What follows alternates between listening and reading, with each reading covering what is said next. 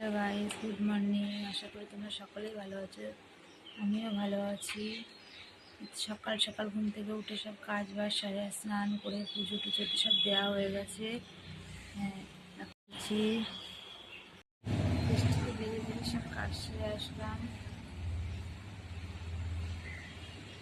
রাত থেকেই খুব বৃষ্টি হচ্ছে আমাদের এখানে।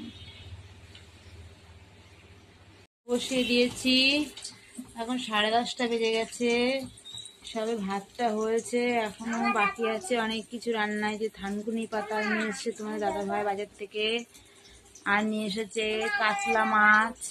রান্না হবে উচ্ছে কুমড়ো ভাজা, এই যে বসিয়েছি। আর হচ্ছে থানকুনি পাতাটাই যে বাটবো, আর কাতলা মাছ রান্না করব, মাছের ঝাল। আর এই দেখো আমরা টক করবো, কেটে রেখেছি সব। আলাদা করে এই যে 2 পিস মাছ রান্না করবো। কাঁচকলা কেটে রেখেছি, কাঁচকলা দিয়ে পাতলা করে ঝোল রান্না করব। ওর মশলা খাবার খাওয়া যাবে না, কোনো খেতে বারণ করেছে ডাক্তারে।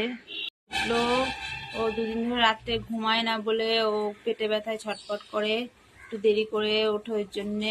এই এখন ঘুমের থেকে উঠে দাঁত ব্রাশ করলো, এখন ওকে ওষুধ খাওয়াবো।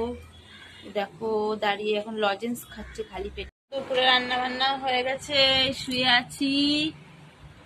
এ দেখো দুষ্টু কি করে, হাই করে দাও তো।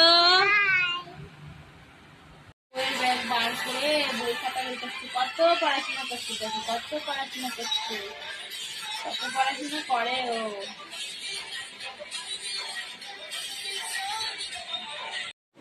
অনেক রাত হয়ে গেছে, এখন বাজে 12:15। আমাদের খাওয়া দাওয়া হয়ে গেছে রাত্রে। এবার আমরা শুতে যাব। সন্ধ্যার থেকে তোমাদের সাথে কোনো কিছু আর শেয়ার করতে পারিনি। এই ছোট্ট মিনি ব্লগটা তোমাদের কেমন লাগলো তোমরা কমেন্টে জানিও। Good night.